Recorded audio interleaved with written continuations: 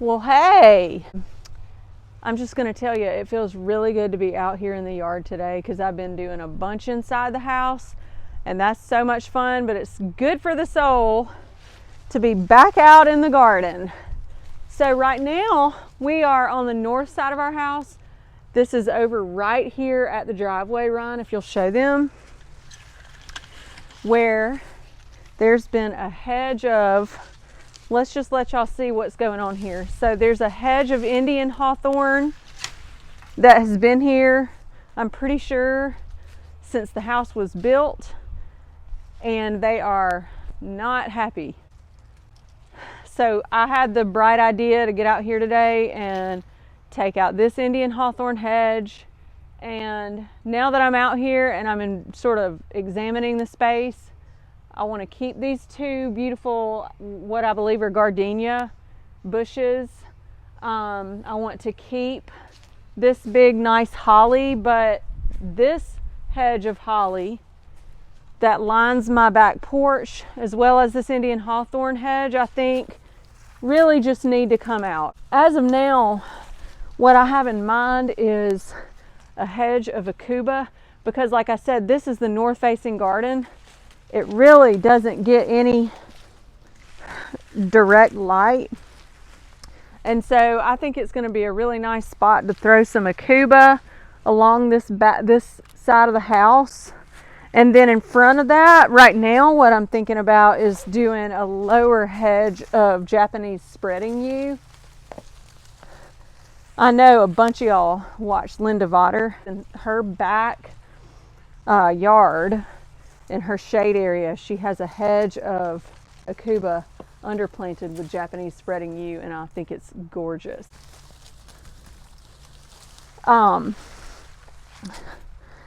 So these are actually coming up way easier than I had anticipated. I've already got two up. I've been out here only like 20 minutes and two of them, those two came up in 5 minutes. And I really think that a lot of that reason is because these are not planted in sun. And from what I think I know about Indian Hawthorne, they appreciate full sun. Now they might be able to take some shade. I would need to do a little bit of Googling on that, but I always see them planted in full sun. And when they're healthy, they're beautiful.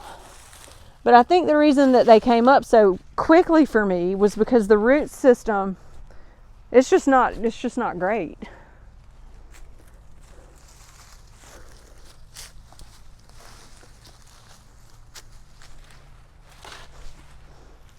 Oh yeah. Here's a ping pong ball.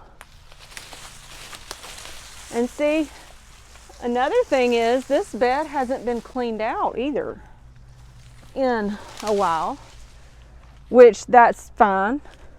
I mean, you're probably not going to want to get down in between hollies and Indian Hawthorne hedges and do a lot. So it really feels good to just get these out and clean up these beds. The soil is really good here too.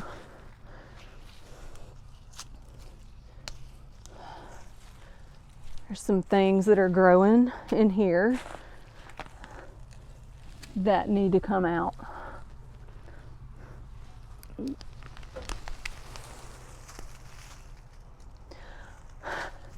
Compared to those Yopon hollies, these things are coming out like butter.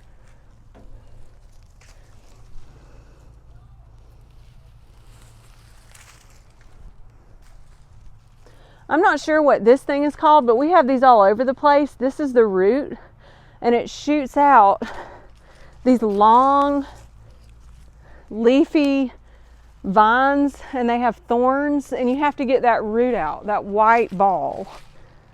We have them all over the place here, and they drive me crazy. I counted about 5 Indian Hawthorne bushes, and as of now I've got 3.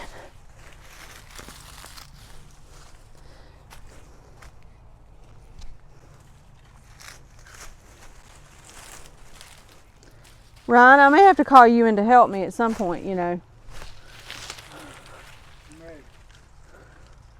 I'm gonna put this down and help. Let me see how far I can get with this. It's actually already moving.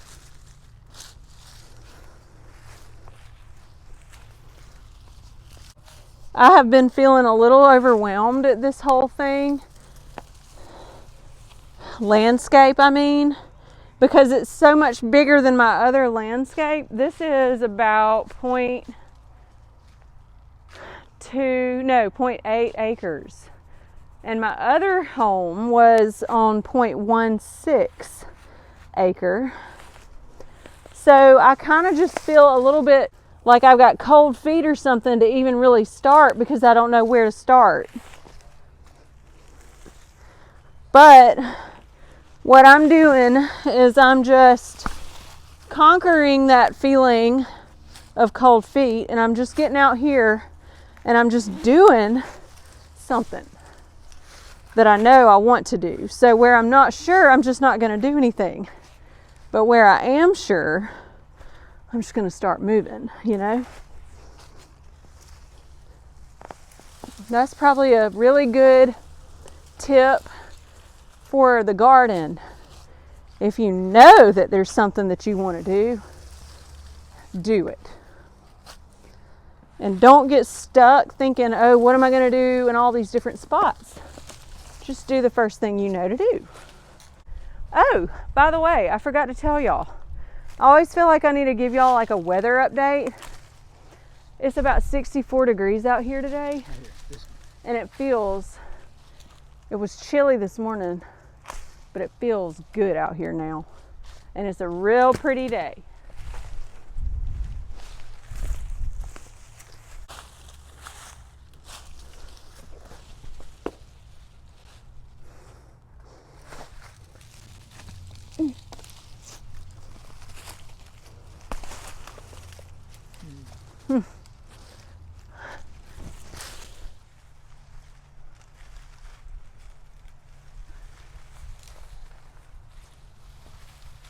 So much better.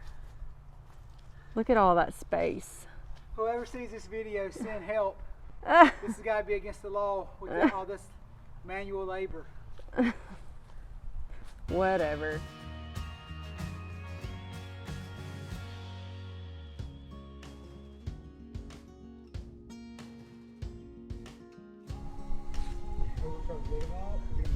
I'm thinking we try to dig them up. That bed looks so much better to me right now, cleaned out. Now I can kind of see my vision a little bit better.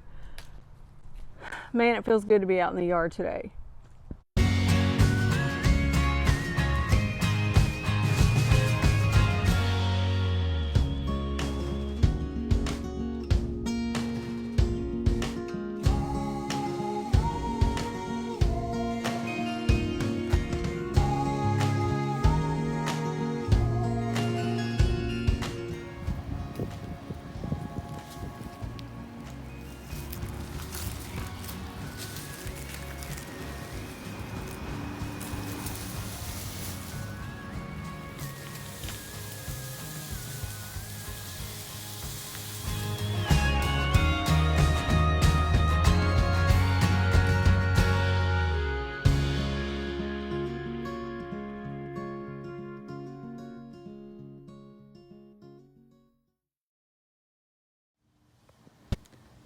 Holly that was to the left of the front porch is out. All right, guys, we've got this bed on the north side of my house, right by the driveway, all cleared out, ready to go. We've been working just about all afternoon. We took out 4 hollies that were right up against the back porch railing, and we took out a row of Indian Hawthorns that lined the front. All of those things needed to go. They just weren't happy. They'd been in for years and years. And so now I feel like I have a blank palette to put my special touch on this particular part of the garden. And I'm really excited about that. So what I'm going to do is put in some Aucuba Japonica. Now, let's talk about this Aucuba Japonica for a minute. If you've been following my channel, you know I am really a fan of Aucuba Japonica. Now, I was not a big fan of Aucuba Japonica when I first became introduced to it, but it really grew on me because I love this long glossy leaf of this plant, and I also love the fact that it can be variegated. This is also called a gold dust plant,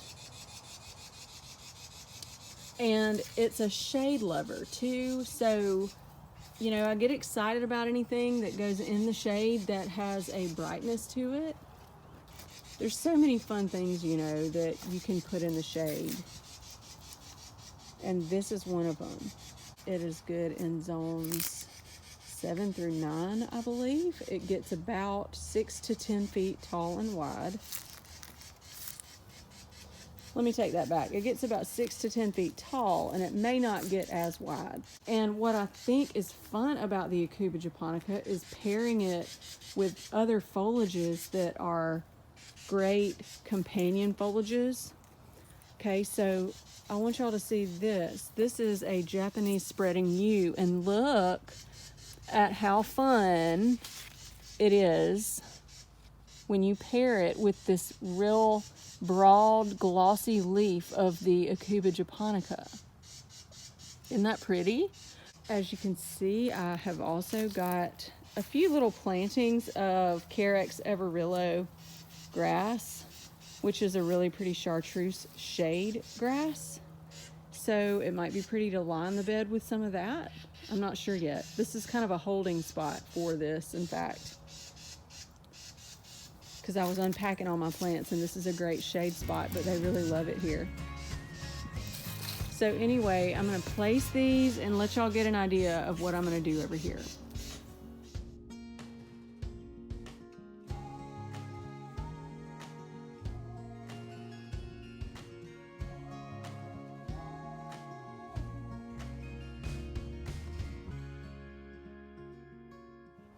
All right, y'all, I really like this layout.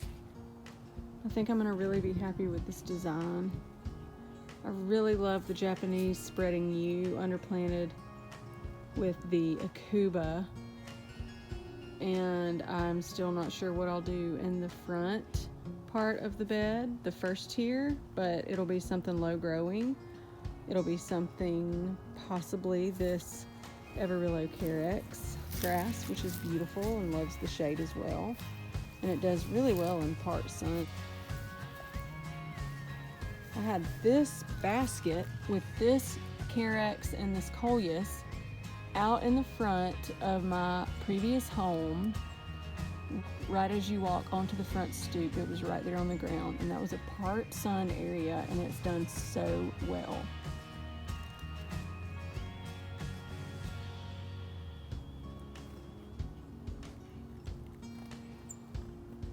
So I don't know yet, but part of the fun is not knowing yet. Part of the fun is just getting these things into the ground and watering them and watching them grow, and then figuring out what I want to do in the rest of the space later. And these have been over on the other side of the yard, over on the south facing property, but it was underneath a lot of those big trees, and so it was really in the shade there too.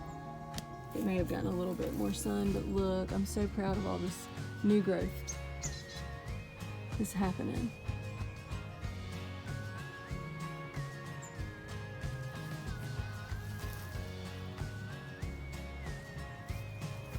Now this Japanese spreading yew is not going to get as big, 2 to 3 feet tall and wide, and so, you know, maybe a little bit bigger, but I will definitely keep it a lower growing hedge underneath these Aucuba.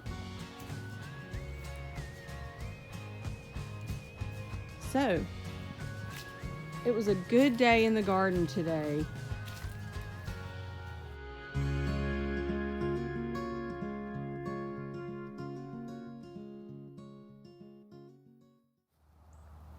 Now, if y'all remember when we first moved in, this hedge continued all the way across the front of the house, from the driveway all the way under that window and then to the brick.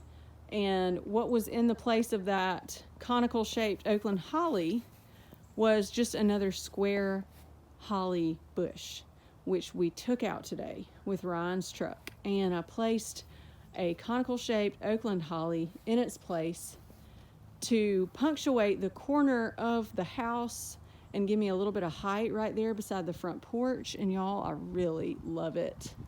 And so because I did that, what we did over here on this left side corner was we pulled out another square, uncreative, uninspiring holly bush. Two of them actually, one on either side of that boxwood right there. We pulled them out. And I have another Oakland holly right here in this corner. And what I'm thinking to do about this boxwood is leave it, but arch it rather than have it be a square, because I just don't know how I feel about that square. It's just making me a little bit sad. So it was a really eventful and productive day in the garden today. And I hope you guys enjoyed this video, and I hope y'all have a good week, and I will talk to y'all soon.